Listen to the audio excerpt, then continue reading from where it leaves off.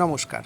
আজকে 24শে মে রবিবার, আর আজকে আবার আমরা বেরিয়ে পড়লাম একটা নতুন জায়গা এক্সপ্লোর করতে। রোজকার ব্যস্ততার মাঝে যারা দুদিনের ছুটিতে কাছে পিঠে কোথাও ঘুরতে যেতে চাইছেন, এই ভিডিওটা তাদের জন্য। দেখতে দেখতে আমরা ঝাড়গ্রাম ডিস্ট্রিক্টে প্রবেশ করলাম। আমরা এই জার্নিটা শুরু করেছি কলকাতা থেকে মোটামুটি 150 কিলোমিটার আমরা চলে এলাম। আমরা আজকে যাচ্ছি বেলপাহাড়ি। ঝাড়গ্রামের একটা অন্যতম ফেমাস ট্যুরিস্ট স্পট হচ্ছে এই বেলপাহাড়ি আমরা এর আগেও অনেকবার গিয়েছি, কিন্তু আজকের যে জার্নিটা সেটা একটু আলাদা। আমরা বেলপাহাড়িতে নাইট স্টে করব এবং যেই রিসর্টটাতে থাকবো সেটাও আপনাদেরকে ঘুরে দেখাবো। এবং এটা খুব রিসেন্টলি তৈরি হয়েছে বেলপাহাড়ির বুকে এবং খুবই সুন্দর একটা প্রপার্টি। চলুন যেতে যেতে কথা হচ্ছে।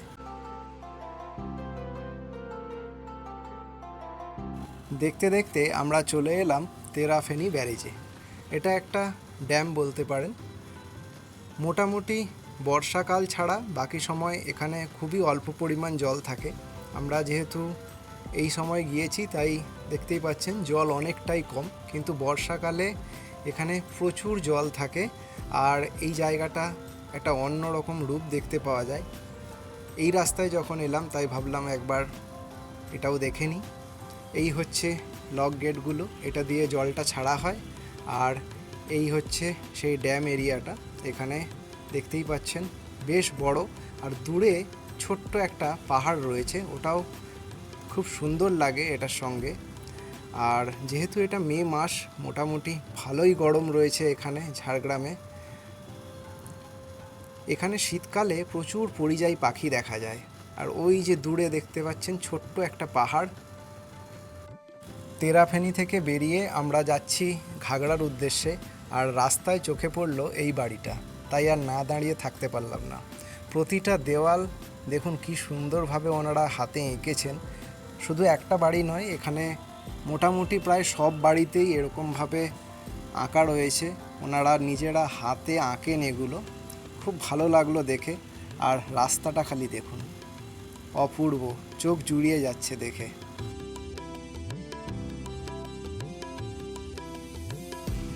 আমরা চলে এসেছি ঘাগড়া ওয়াটারফলসে। এখানে গাড়ি পার্কিং করে আমাদেরকে হেঁটে যেতে হবে এই রাস্তা ধরে, আর সামনেই রয়েছে ঘাগড়া জলপ্রপাত। এই জায়গাটা মোটামুটি যারা বেলপাহাড়ি ট্যুর করেন তাদের বাকেট লিস্টে প্রথমেই থাকে। খুব ফেমাস একটা জায়গা, আর ভীষণ ভিড় হয়। কিন্তু যেহেতু মে মাস, প্রচণ্ড গরম, তাই লোকাল কিছু লোক ছাড়া বাকি সেরকম কেউ নেই এখানে। আর এই সময় বেলপাহাড়িতে এমনিই পর্যটকের সংখ্যা খুব কম, তাই আমরা ভাবলাম যে এই সময়টাতেই যাই, যাতে ফাঁকায় ফাঁকায় ভালো করে এনজয় করতে পারি।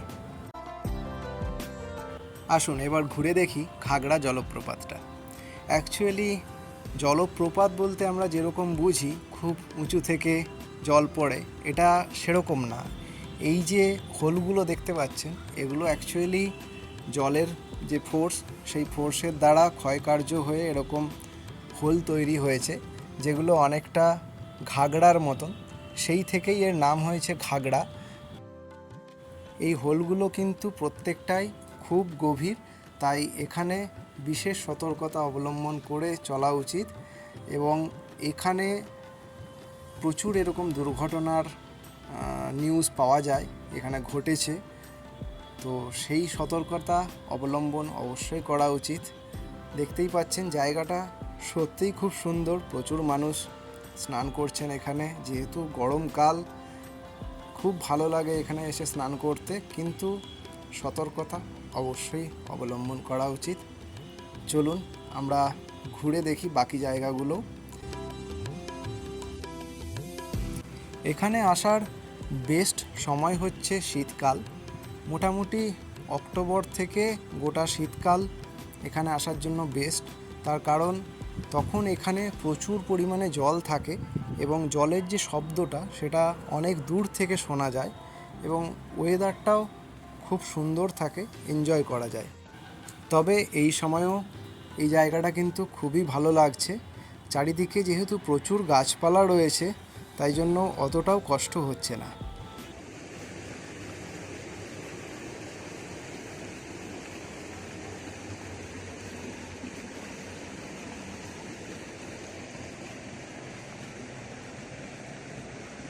এই জায়গাটায় এলে ওয়াটারফলসের যে সাউন্ডটা সেটা একদম স্পষ্ট শোনা যায়।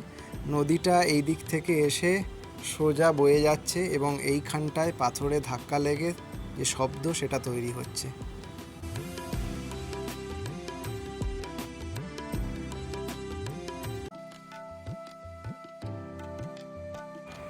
ঘাগড়া ওয়াটারফলস দেখে আমরা বেরিয়ে পড়লাম। আর রাস্তায় যেতে যেতে দেখলাম রাস্তায় এরকম আম পড়ে আছে গাছ থেকে। আমরা যেহেতু আম প্রচুর ভালোবাসি তাই নেমে কুড়িয়ে নিলাম। এই সময় এদিকে এলে এগুলো কিন্তু উপরি পাওনা। যাই হোক, আম কুড়িয়ে আবার আমরা রওনা দিলাম। আর এবারে আমরা যাব রিসর্টে। আমরা গো আইবিবো থেকে রিসর্ট বুক করেছিলাম। আমাদের আজকের যে স্টে সেটা রয়েছে রয়্যাল ভিলা রিসর্টে। আর এই হচ্ছে সেই রিসর্টের রাস্তা। আমরা মেন রাস্তা থেকে বাঁদিকে নেমে এলাম। এরকম কিছু দূর যেতে হবে। রাস্তাটা পুরোটাই জঙ্গলের মধ্যে দিয়ে এবং বেশ সুন্দর রাস্তা, গাড়ি নিয়ে আসতে কোনোই প্রবলেম হবে না। এই হচ্ছে রিসর্টের গেট, দেখতেই পাচ্ছেন লেখা রয়েছে রয়্যাল ভিলা রিসর্ট। খুব সুন্দর একটা প্রপার্টি। পার্কিংয়ে গাড়ি রেখে আমরা এবার যাব রিসেপশনের দিকে। ওখানে কিছু প্রসিডিওর রয়েছে, সেগুলো কমপ্লিট করে আমরা যাব আমাদের রুমে। চলুন যাওয়া যাক।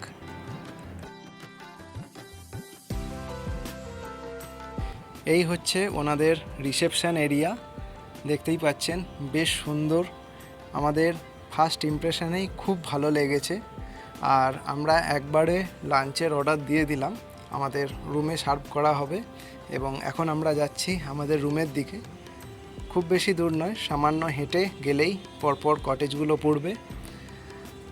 এখানের যে সিস্টেম সেটা হচ্ছে চেক ইন টাইম 12টা আর চেক আউট টাইম 11টা। এই সামনের কটেজটাই আমাদের। এখানে অ্যাকচুয়ালি অনেক রকম ক্যাটাগরির কটেজ রয়েছে, প্রিমিয়াম, ডিলাক্স, সুপার ডিলাক্স, বিভিন্ন ক্যাটাগরির। বাইরে থেকে দেখতে মোটামুটি একই রকমের, শুধু ইন্টেরিয়ার আর অ্যামিনিটিসটা আলাদা থাকে। তো আমরা যেটা বুক করেছিলাম সেটা হচ্ছে সুপার ডিলাক্স। দেখতেই পাচ্ছেন বেশ সুন্দর একটা গ্লাস রুমের মতন। আর ভেতরটা কেমন চলুন আপনাদেরকে দেখাই। দরজা দিয়ে ভেতরে ঢুকলে এরকম সুন্দর একটা ভিউ আপনার চোখের সামনে। আর এখানে একটা সোফাও রয়েছে যেখানে বসে আপনি সেই ভিউ এনজয় করতে পারবেন। আর এপাশে রয়েছে একটা কুইন সাইজের বেড সাইড ইন্টারকম এবং চার্জিং পয়েন্ট রয়েছে। এছাড়াও এসি রয়েছে। ঘরটা মোটামুটি 120 স্কোয়ার ফিটের কাছাকাছি। এখানে দেখতেই পাচ্ছেন একটা মিরর রয়েছে, মিররের সামনে একটা ডেস্ক করা রয়েছে। আর যেহেতু এটা গ্লাস রুম তাই প্রাইভেসির জন্য কার্টেন দেওয়া রয়েছে। আসুন এবার ওয়াশরুমটা দেখাই। ওয়াশরুমটা বেশ বড়, ওয়েস্টার্ন স্টাইল কোমোড রয়েছে। আর এখানে গিজারেরও ফেসিলিটি রয়েছে। মোটামুটি ভালো, পরিষ্কার পরিচ্ছন্ন। আচ্ছা, এদিকে একটা ওয়ার্ড্রপ রয়েছে। এখানে আপনারা আপনাদের লাগেজ এবং জামা কাপড় রাখতে পারেন, বেশ ভালোই। এবং একটা ব্ল্যাঙ্কেট রয়েছে, যেটা এখন তো প্রয়োজন নেই, শীতকালে প্রয়োজন হতে পারে। আরেকজন বাইরে গিয়ে ছবি তুলছে। আর দেখতে দেখতেই আমাদের দুপুরের খাবার চলে এসেছে। আজকে আমরা অর্ডার করেছিলাম সাদা ভাত, সঙ্গে নিয়েছিলাম আলু জিরে, আর এটা হচ্ছে নবরত্ন কোরমা, আর ডাল ফ্রাই রয়েছে, সাথে টক দই। এই দিয়েই মোটামুটি আজকে আমরা দুপুরের লাঞ্চটা সারব। এখানে খাবার দাবারের প্রাইস কিন্তু খুবই রিজনেবল। খাওয়া দাওয়া কমপ্লিট করে এখন আমরা হাঁটতে বেরোলাম। চারিদিকটা ঘুরে দেখব আর আপনাদের সঙ্গে শেয়ার করব এই প্রপার্টিটার এক্সপিরিয়েন্স। চলুন যাওয়া যাক। এই প্রপার্টিটা খুবই নতুন একটা প্রপার্টি। আর বেলপাহাড়ির বুকে যে সমস্ত রিসর্ট রয়েছে, যেগুলো মোটামুটি ভালো রিসর্ট, তার মধ্যে অন্যতম বলা যায়। আর আমাদের পার্সোনালি এই প্রপার্টিটা খুব ভালো লেগেছে। আগেই বলে দিই, এটা কিন্তু কোনো রকম পেড প্রমোশন নয়, আমাদের ভালো লেগেছে তাই জন্য আমরা শেয়ার করছি। আর এটাকে ভালো লাগার মূল কারণ হচ্ছে এর অ্যাম্বিয়েন্সটা, এর লোকেশানটা। টোটালটাই যেন মনে হচ্ছে একটা জঙ্গলের মধ্যে আমরা রয়েছি, প্রকৃতির খুব কাছাকাছি। দেখতেই পাচ্ছেন পরপর কটেজগুলো রয়েছে এবং কটেজের সামনে সেই শাল পিয়াল গাছগুলো দাঁড়িয়ে রয়েছে। খুবই সুন্দর একটা অ্যাম্বিয়েন্স, কোথাও অতিরিক্ত আর্টিফিশিয়াল কিছু নেই। যতটা নেচারকে ধরে রেখে বানানো যায় ততটাই এখানে করা হয়েছে। এখানে দেখুন আরও কিছু কটেজ তৈরি হচ্ছে।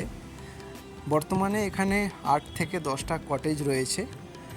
আর যেটুকু ওনাদের সঙ্গে কথা বলে বুঝতে পারলাম, এখানে উইকেন্ডে প্রায় প্রতিটা কটেজই বুক থাকে, তবে উইকডেজে ফাঁকা থাকে কিছু।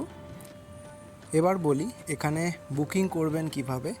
আপনারা যে কোনো পোর্টাল থেকে, যেমন গোআইবিবো হোক বা অ্যাগোডা, মেক মাই ট্রিপ, এগুলো থেকেও বুক করতে পারেন। আদারওয়াইজ ওনাদেরকে ফোন করেও বুক করতে পারেন।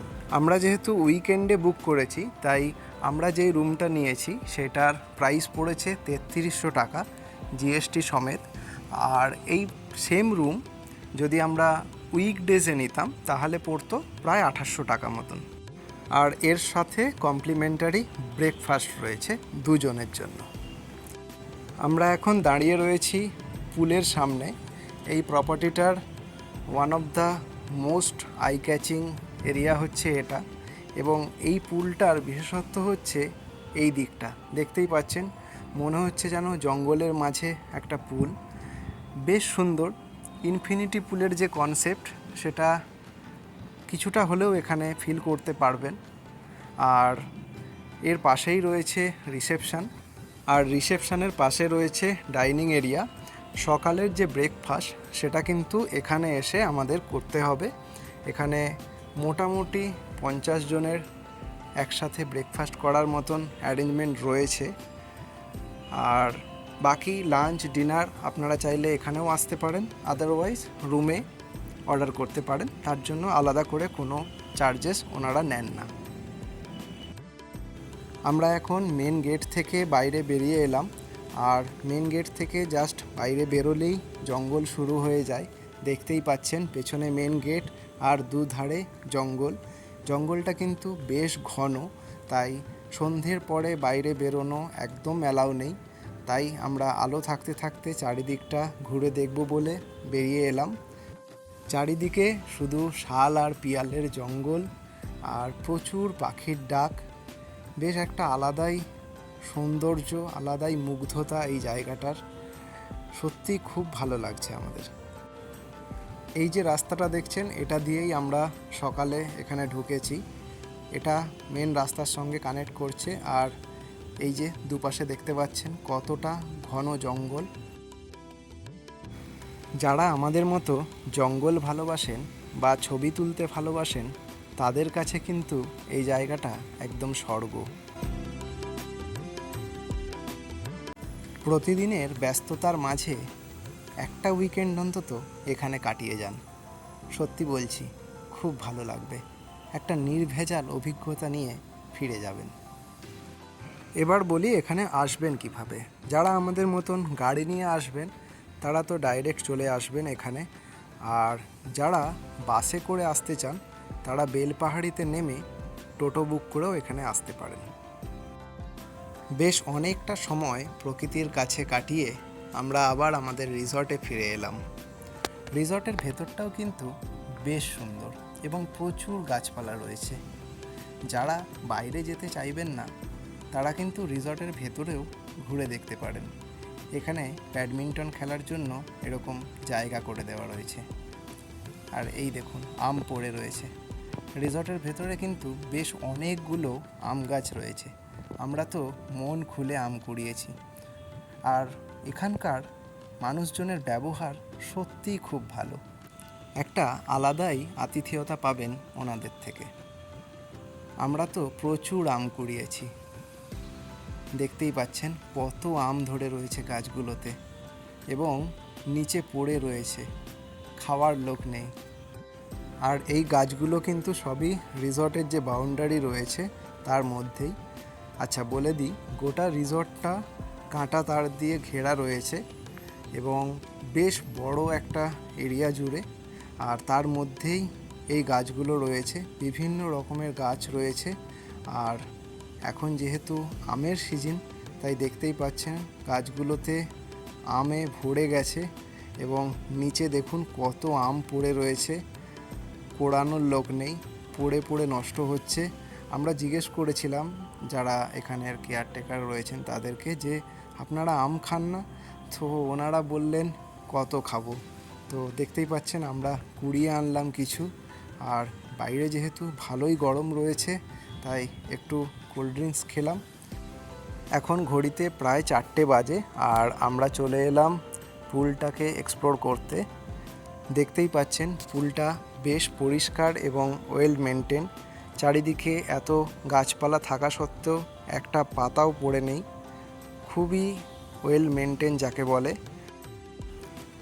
এখন এই পুলে আমরা দুজন ছাড়া আর কেউ নেই। ওয়েদারটাও খুবই সুন্দর আর আমরা চুটিয়ে এনজয় করছি।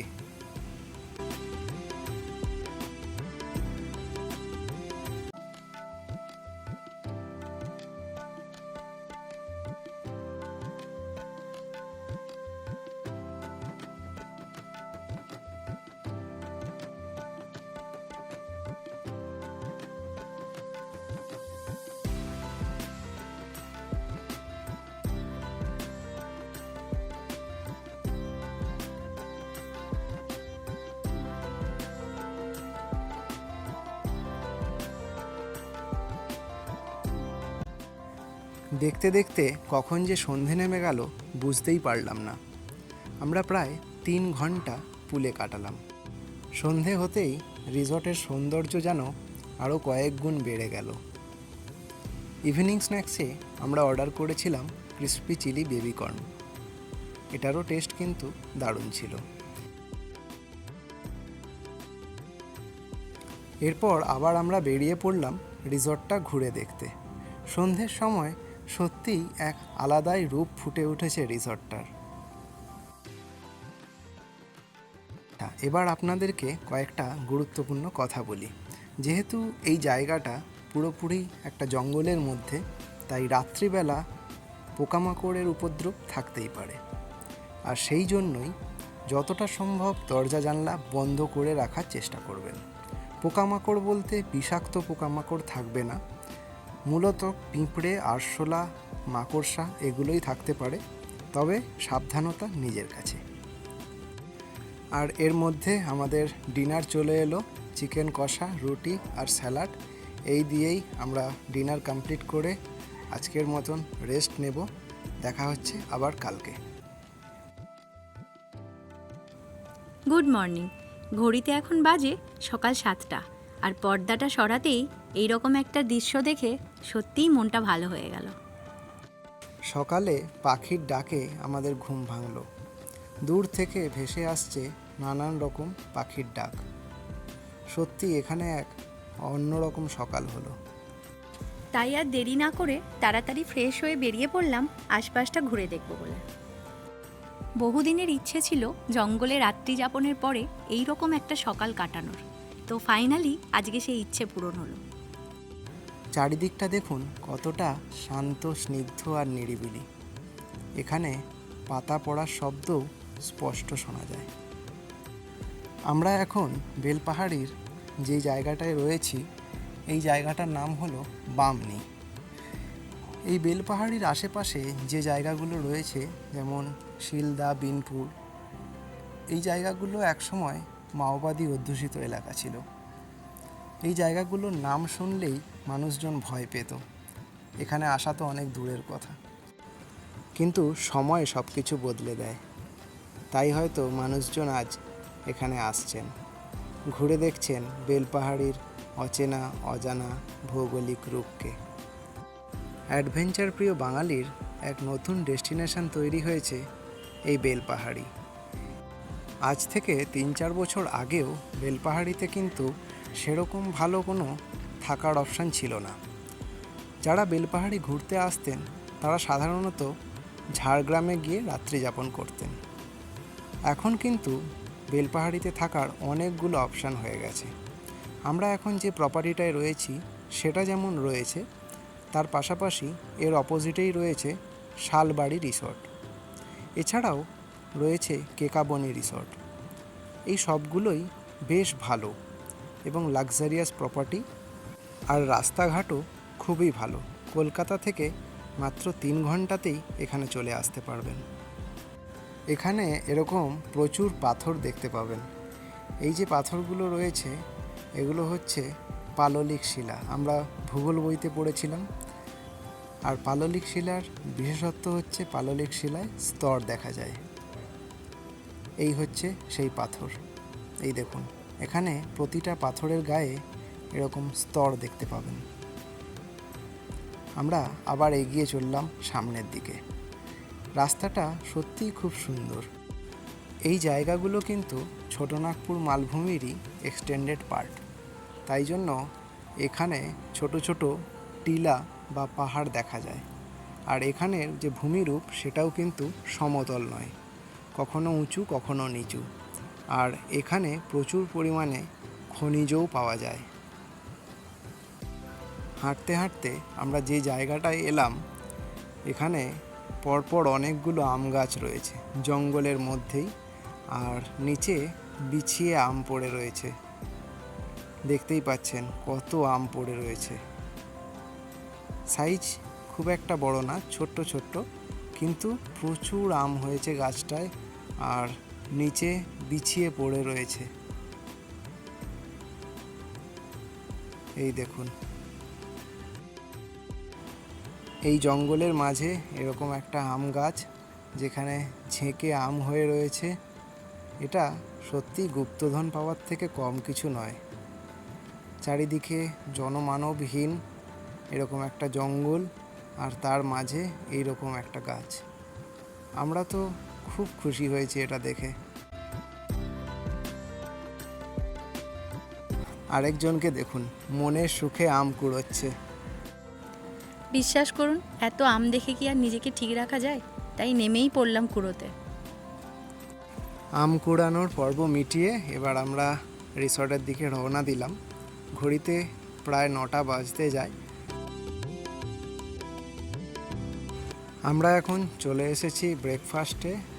আর এখানে ব্রেকফাস্টে রয়েছে লুচি, তার সঙ্গে আলুর তরকারি, আর এপাশে রয়েছে চা, ব্রেডও রয়েছে। যারা লুচি খাবেন না তাদের জন্য ব্রেড বাটার রয়েছে। এছাড়াও কলা, ডিম সেদ্ধ এগুলোও রয়েছে।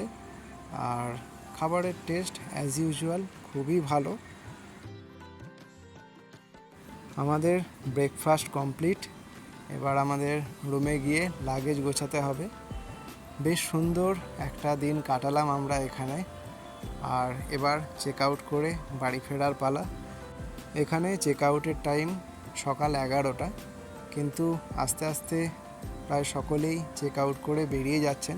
ম্যাক্সিমামই কলকাতা থেকে এসেছেন। কালকে 2-1 জনের সঙ্গে কথা হচ্ছিল, ওনারাও কলকাতা থেকে এসেছেন। তাই অনেকটা জার্নি যেহেতু, তাই সকলেই প্রায় ব্রেকফাস্ট করে 9:30-10টার সময় চেক আউট করে বেরিয়ে যাচ্ছেন।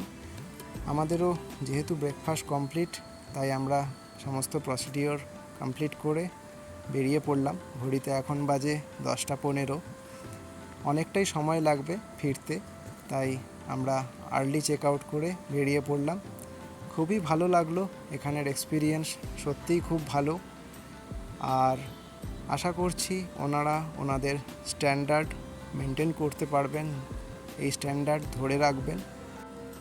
একরাশ ভালো লাগা নিয়ে আমরা এখান থেকে বেরিয়ে পড়লাম। এই প্রপার্টিটা সত্যি আমাদের খুব ভালো লেগেছে এবং অনেক দিন মনে থাকবে। এবং এর পেছনে কিছু কিছু ছোট ছোট কারণ রয়েছে। যেমন এই যে জায়গাটা, এখানে দিনের ম্যাক্সিমাম টাইম কারেন্ট থাকে না, তারপরেও 24 আওয়ার্স কিন্তু ওনারা পাওয়ার সাপ্লাই করে গেছেন জেনারেটরের মাধ্যমে, এবং 1 মিনিটের জন্য এই গরমে আমাদেরকে উইদাউট এসি কাটাতে হয়নি। এই জিনিসগুলো ওনারা মেনটেন করেছেন, আশা করি পরবর্তীকালেও করবেন এবং নিজেদের গুণমান বজায় রাখবেন। যাই হোক, এবার আমাদের ফেরার পালা। আর এরকম সুন্দর একটা রাস্তায় রাইড এনজয় করতে করতে আমরা রওনা দিলাম বাড়ির পথে। রাস্তাটা সত্যি এতটাই সুন্দর যে পথের সমস্ত ক্লান্তি ভুলিয়ে দেয়। বেলপাহাড়ি সারাউন্ডিংসে অনেকগুলোই ট্যুরিস্ট স্পট রয়েছে, যেমন লালজল, কাঁকড়াঝোড়, খাঁদারানি লেক, গড়রাসিনী পাহাড়। আপনারা চাইলে এগুলোও ঘুরে দেখতে পারেন, আর এর সাথে ক্লাব করে ঝাড়গ্রামটাও ঘুরে দেখতে পারেন। তবে সেক্ষেত্রে 2-3 দিন সময় তো অবশ্যই লাগবে। আমাদের যেহেতু হাতে সময় কম ছিল, তাই আমরা কেবলমাত্র ঘাগড়া আর তেরাফেনিটাই ঘুরে দেখলাম। রাস্তায় যেতে যেতে একটা সুন্দর পদ্মের বিল দেখে দাঁড়িয়ে পড়লাম। দেখুন, প্রচুর পদ্ম আর শাপলা ফুটে রয়েছে, কি সুন্দর লাগছে দেখতে। আর তার মাঝখান দিয়ে ছোট ছোট হাঁস ভেসে বেড়াচ্ছে, অপূর্ব। আচ্ছা, এবার যেতে যেতে আপনাদেরকে একটা খরচের আইডিয়া দিয়ে যাই। আমরা যে রুমটা বুক করেছিলাম তার কস্ট পড়েছিল 3300 টাকা মতন, আর খাওয়া খরচা মোটামুটি 2000 টাকা মতন পড়েছিল। আপনারা যেরকম খাবেন সেই অনুযায়ী খরচ হবে। আর এর বাইরে আমরা যেহেতু গাড়ি নিয়ে এসেছিলাম, তো গাড়ির তেলের খরচ আলাদা ছিল। আপনারা যদি পাবলিক ট্রান্সপোর্টে আসেন, সেক্ষেত্রে ঝাড়গ্রাম হয়ে আসতে পারেন, বা বাসে বেলপাহাড়ি হয়ে সেখান থেকে কোনো টোটো বা অটো রিজার্ভ করে এখানে আসতে পারেন। সেক্ষেত্রে খরচটা অনেক কম হবে। যেতে যেতে এই জায়গাটায় এসে গাড়ি দাঁড় করালাম, সত্যি না দাঁড়িয়ে থাকতে পারলাম না। এত সুন্দর একটা জায়গা, দেখুন দু সাইডে এত ঘন একটা জঙ্গল, আর তার মাঝখান দিয়ে এরকম ব্যস্ত একটা রাস্তা, অসাধারণ। না দেখলে সত্যি উপলব্ধি করা যায় না। এই ছিল আমাদের বেলপাহাড়ি ভ্রমণ। কেমন লাগলো অবশ্যই জানাবেন।